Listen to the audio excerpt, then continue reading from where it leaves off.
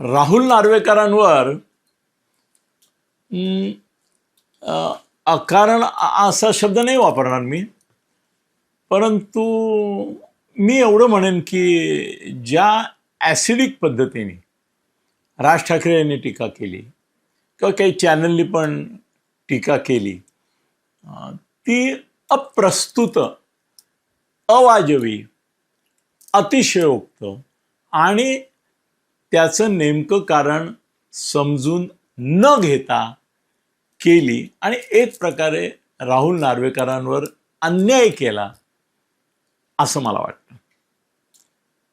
पहिली गोष्ट अशी की राहुल नार्वेकर हे काही अशा प्रकारचं व्यक्तिमत्व नाही आहे की जे लोकांमध्ये वारंवार तुम्हाला मिसळताना दिसेल. एक तर ते विधानसभेचे अध्यक्ष असल्यामुळे थोडं त्यांना जनसंपर्कामध्ये मर्यादा ठेवाव्या लागतात. ते पक्षीय व्यासपीठावर आता आपल्याला फारसे दिसत नाहीत, क्वचित दिसतात अगदी, किंवा नाहीच जवळजवळ.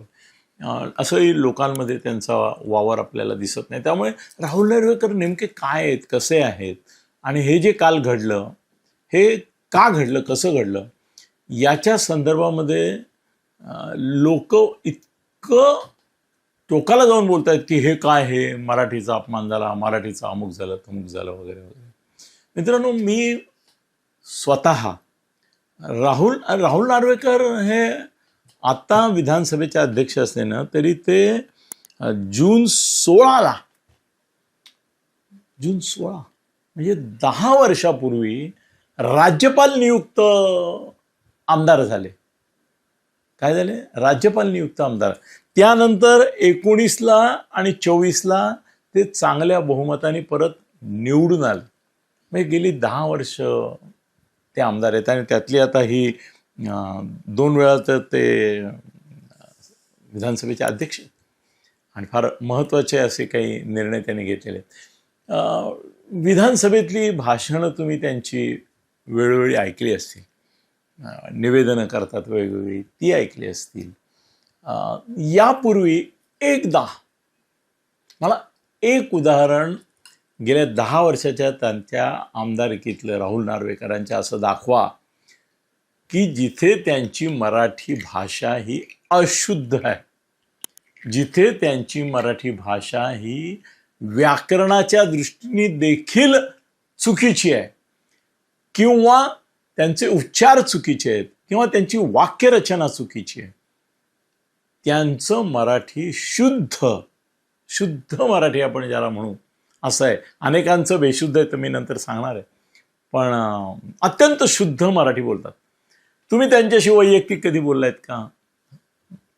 योगायोगाने, सुदैवाने त्यांच्या परिवारातील काही व्यक्तीशी माझं वैयक्तिक मैत्री संबंध आहेत, तर त्यामुळे त्यांच्या माध्यमातून राहुल नार्वेकरांना आत्तापर्यंत मी 4-6 वेळा भेटलो. चहा पिण्याकरताच भेटलो. एक 15, 20, 25 मिनटं गप्पा झाल्या प्रत्येक वेळेला. आणि मला त्यांची जी ठराविक वैशिष्ट्य जाणवली राहुल नार्वेकरांची, त्यातलं एक आहे की राहुल नार्वेकर हे एक परिपक्व व्यक्तिमत्व आहे. एक बुद्धिमंत, विचारवंत, प्रज्ञावंत असं ते व्यक्तिमत्व आहे. त्यांच्या बोलण्या वागण्यामध्ये एक डिग्निटी आहे, ग्रेस आहे. हो, प्रोटोकॉलप्रमाणे ते ज्यावेळेला काही राष्ट्रीय, आंतरराष्ट्रीय याच्यावर पण कधी कधी व्यासपीठावर त्यांची भाषणं होतात, परिषदांमध्ये याच्यामध्ये भाषणं करतात, इंग्रजीत अप्रतिम भाषण करतात, मराठीत अप्रतिम भाषण करतात. तुम्हाला माहीत नाही, तुम्ही एवढं त्यांचं एकदम एका त्या ह्याच्यामुळे ते का झालं ते पण मी सांगतोय तुम्हाला. ह्याच्यामुळे त्यांचं इतकं अवमूल्यन आणि आधी काय अधपतन झालं, हे झालं, राज ठाकरेंनी तर हे केलं, यांनी तर जोडे मारले पाहिजेत, पेपरवेट फेकून मारीन, तोल गेलेले आमच्या मनोरुग्ण संजय राऊतने तर ते इथपर्यंत जाऊन तो बोलला त्यांना. खरं म्हणजे हक्कभंग आला पाहिजे त्याच्यावर.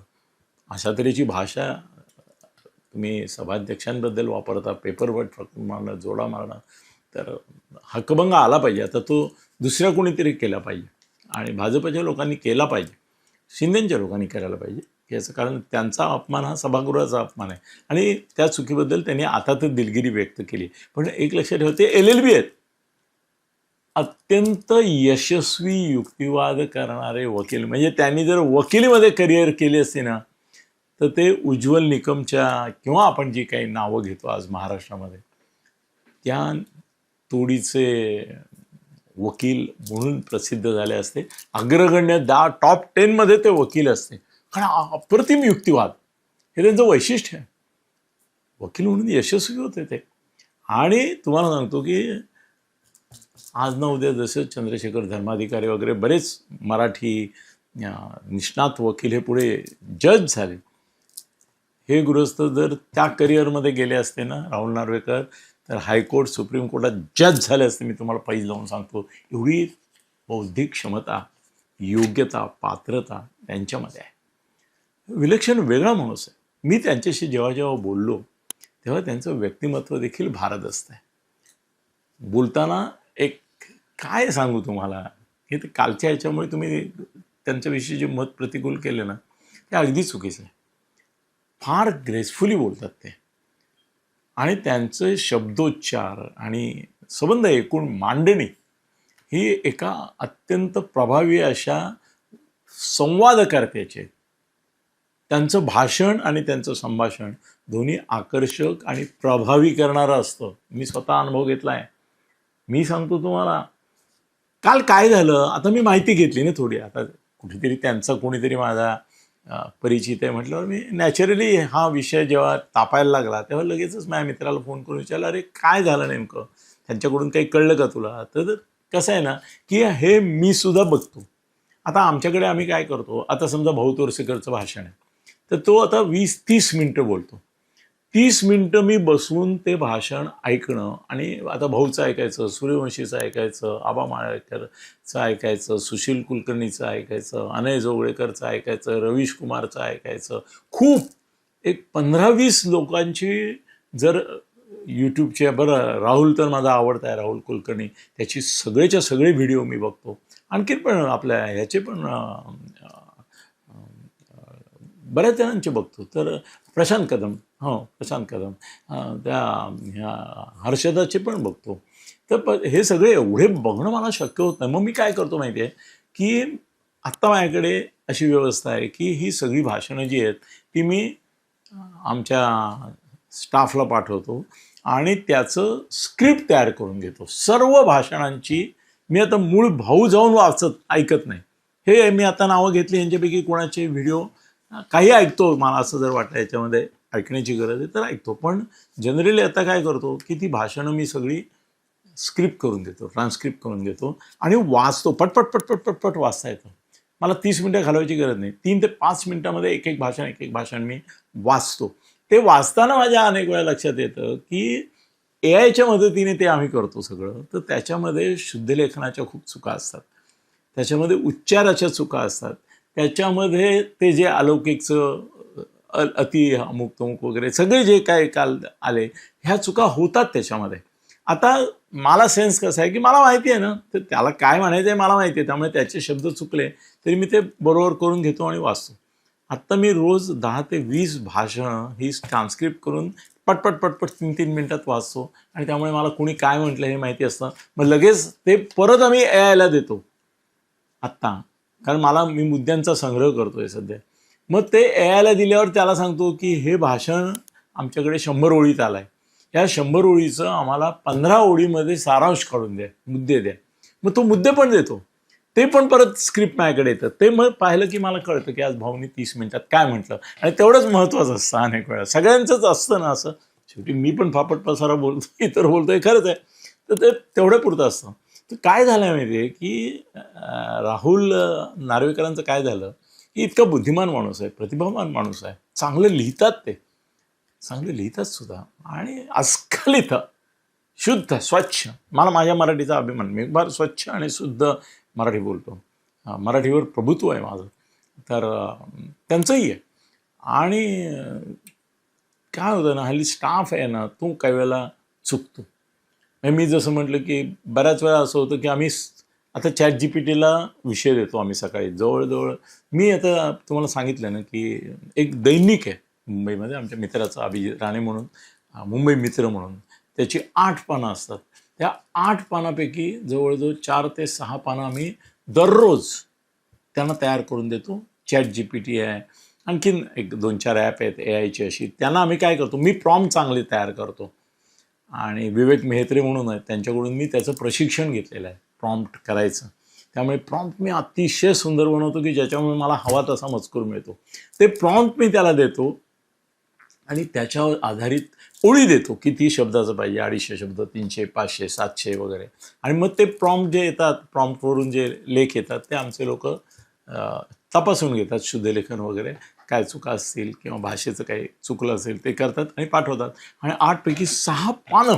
आत्ता तर आमची एक स्कीम येते नवीन, तुम्हाला सगळ्यांना त्याचा उपयोग सांगतो, की भारतातल्या जवळजवळ 500 हिंदी दैनिकांना आम्ही आता एक चॅनल सुरू करतो. चॅनल म्हणजे ईमेलने आम्ही त्यांना रोज लेख पाठवणार एक.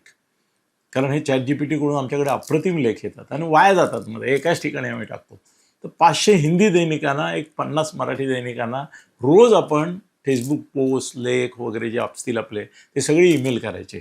आणि बल्क ईमेलमध्ये 5 मिनिटामध्ये तुम्ही 500 लोकांना पाठवू शकता. केवढं मोठं सामर्थ्य निर्माण होईल. म्हणजे मी सोशल मीडियावर जे काय करतोय त्यापेक्षा मोठं सामर्थ्य देशातल्या जर 500 दैनिकांपैकी 200 दैनिकांनी जरी छापलं तरी देशभरात माझं नाव होईल. एक वेगळी कल्पना आहे. पण त्याच्यासाठी आम्हाला ते आलेलं स्क्रिप्ट तपासा. आता काय झालं असणार ना, राहुलचा जो कोणी PA आहे ना, ते जे राहुल नार्वेकरांनी काय करायला पाहिजे, त्याला फटके म्हणजे त्याला काढून टाकला पाहिजे. त्यांनी आलेलं स्क्रिप्ट पाहिलं नाही, ते तपासलं नाही, ते सुधारलं नाही, ही त्याची चूक आहे. त्यामुळे ते झालं सगळं. आणि असं होतं ते दीनानाथचं दीनदयाल होणं वगैरे, या चुका AI वाले करतात. ते AI वाले तर हल्ली इन्स्ट्रक्शन देतात, हो ना रे, की AIच्या याच्यामध्ये चुका होऊ शकतात असं प्रत्येक याला देतात ते हल्ली.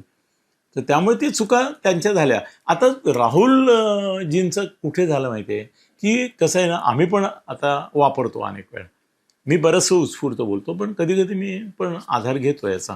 आणि मोदींचं माहिती आहे ना तुम्हाला, की मोदी कुठल्याही भाषेमध्ये इतके उल्लेख करतात, इतके कोटेशन देतात, इतकं सुंदर बोलतात. पण त्याचं रहस्य असं आहे की 2 लोकांना दिसत नाहीत पण त्यांना दिसतात असे रीडिंग हे ठेवलेले असतात ॲप्स. तिथे त्यांच्यासमोर ते स्क्रीन असतात आणि त्याला काय म्हणतात रे, कसला स्क्रीन म्हणतात तो, ते ते दोन बाजूला ठेवलेले असतात. आणि त्यांना ना इकडे बघितलं तरी आणि इकडे बघितलं तरी त्यांना ते वाचता येत असतात, मोठ्या अक्षरात असतात. त्यामुळे त्यांची भाषणं बघा, त्या भाषणाला एक पॉज असतो याचं, कारण ते इकडे आणि इकडे बघताना ते करतात. लोकांना ते दिसत नाही. कधीतरी चुकून एखादा कॅमेऱ्याने जर अँगल चुकवला तर लोकांना दिसतं की अरे हे वाचतायत, मोदी वाचतात. पण आता मोदींचं त्या वाचण्यामध्ये चूक होऊ शकते की नाही, होऊ शकते एखाद दिवशी जर नीट ते मोदी आहेत त्यांचं काळजीपूर्वक करतात. तर राहुलच्या ते जे स्क्रिप्ट आलं ते राहुलजी जे म्हणाले ते बरोबर आहे, की फार छोटं असेल ना असं धरून वाचताना चूक होते. आता हे बघा, आता याच्यात हे एवढे मुद्दे मी काढून ठेवलेले आहेत. आता हे मुद्दे जे आहेत हे असे जर केले मी, किंवा हा माझा चष्मा मी काढला आणि ते पाहायला गेलो तर ते बारीक दिसताना मी चुकू शकतो. मग जी काय नावं आहेत त्याच्यामध्ये काहीतरी चुका होऊ शकतात, येऊ शकतात. आणि मूळ ChatGPTचं आलेलं वाचून परत दुरुस्त करायचंच असतं, ते केलं नव्हतं, त्यामुळे ते चुकलं. पण मला तर उलट वाटतं, राहुलजी तुम्ही आशा भोसलेवर डायरेक्ट बोलला असलात तरी चांगलं बोलला असतात. हे उगाच वाचण्याच्या भानगडीत पडलात तुम्ही, त्यामुळे गोत्यात आलात. मुळामध्ये तुमची मराठी स्वच्छ आहे, शुद्ध आहे, प्रभावी आहे, तुम्ही एक चांगले वक्ते आहात. राज ठाकरेंनी खरं म्हणजे माहिती करून तुम्ही शिवसेनेत पण होतात. खरं म्हणजे शिवसेनावाल्यांनी तर टीका करायचं कारण नाही, कारण राहुल नार्वेकरांना शिवसेनेमध्ये प्रवक्ता म्हणून तुम्ही नेमलं होतं. ते काय असंच नेमलं होतं तर आज तुम्ही एक चुकलं म्हणून टीका करताय. ते प्रवक्ते होते ना तुमचे, शिवसेनेचे प्रवक्ते कोण होते, राहुल नार्वेकर होते, इकडे पण होते. माझं म्हणणं असं आहे की काल काय जे झालं ना ते अनवधान असा एक शब्द आहे, त्याच्यामुळे ते झालं. त्याच्याबद्दल त्यांनी आज दिलगिरी व्यक्त केली. आता त्यांच्यावर टीका करण्यात अर्थ नाही. आणि दुसरी गोष्ट अशी की अशुद्ध मराठी हा त्यांच्या त्या कालच्या स्क्रिप्ट वाचनामुळे झालेला प्रॉब्लेम असला तरी तुम्ही मराठी चॅनल बघा, बघता ना, न्यूज चॅनल मराठीवर इतकं बेशुद्ध लेखन असतं, क्रियापदांचा घोळ असतो, शब्दांचा घोळ असतो, नावांचा घोळ असतो, काना मात्रा सगळं वाट लावलेली असते. दिवसभरामध्ये किमान 50 वेळा जवळजवळ प्रत्येक चॅनलवर तुम्हाला चुका काढून बोलण्यातल्या, ते निवेदिका पण बोलतात त्याच्यामध्ये पण चुका केवढ्या असतात, किती चुकीचं बोलतात. खालची ते लाईन्स आहेत त्याच्यामध्ये बातम्यांमध्ये तर काहीही असतं, आणि त्या बातम्यांचा घोळ म्हणजे वरती देवेंद्र फडणवीस ॲक्शन मोडवर आणि खाली सामूहिक बलात्कार असल्या तरीचे हेडलाईन मिक्स करतात. म्हणजे अरे त्या माणसाने काही ॲक्शन घेतली, तो विषय संदर्भ वेगळा आहे, आणि तू लगेच खाली ही बातमी टाकतो. त्या 2 बातम्यांचा काही संदर्भ आहे का नाही, मध्ये काही तुटलंय का नाही, मध्ये काही गॅप आहे का नाही, अशा तऱ्हेच्या बातम्या. हे मी अत्यंत अतिरेकी उदाहरण दिलं, पण ते असं पाहिलं एकदा, कपाळावर हात मारला. त्यामुळे आपल्या इकडे वर्तमानपत्रात बघा ना, आज एक बेरक्या नावाचं हे आहे, तुम्ही मुद्दाम सबस्क्राईब करा, तर त्याच्यावरनं अशुद्ध मराठी लोकसत्ता आणि महाराष्ट्र टाइम्समधलं देतात ते कधी कधी.